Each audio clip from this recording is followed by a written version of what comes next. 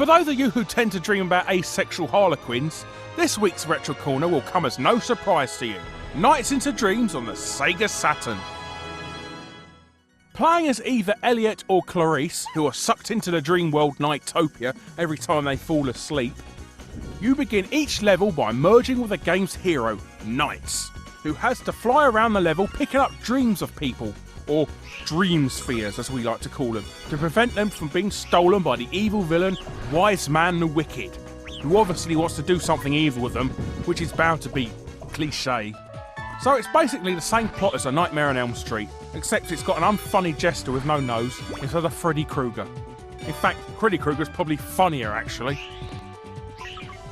To mix up the ball collecting, you also get to fly around loops, chaining them for extra points. Freestyle sections where you have a ribbon tied to you and you're awarded points for various moves and style. Upon completing your collection of dream balls, you're off to a boss battle, which usually involves throwing fat women with no legs through windows and stuff. Even Freddy never launched clinically obese females through panes of glass.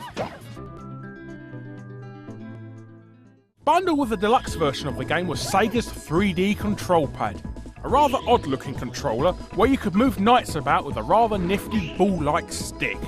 And contrary to popular belief, the 3D control pad was the first analog controller to be released for a home console since the Atari 5200, over 15 years before. Many believed it was Nintendo who revolutionised gaming with analog controls, but they're wrong and I'm right. Sega managed to beat them to the post by just a few months. While the only sequel at the time, or what could be considered a sequel, was the free Xmas Edition Christmas Nights, which wasn't really anything that added to the series, as you can only really play it for a few months of the year before it reverted to a regular demo of the game. Well, unless you mess around with Saturn's internal clock, that is. Or put it too far into the future where you can even have a nuclear winter.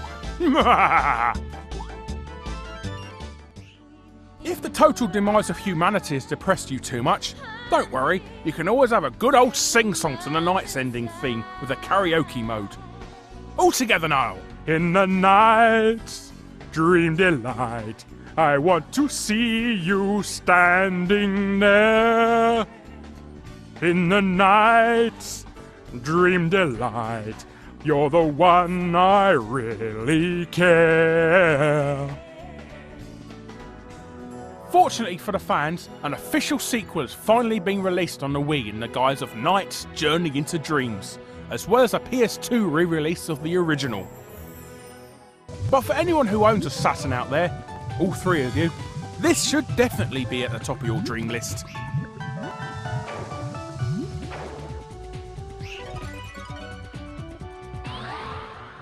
TV. You're not very good at this, are you?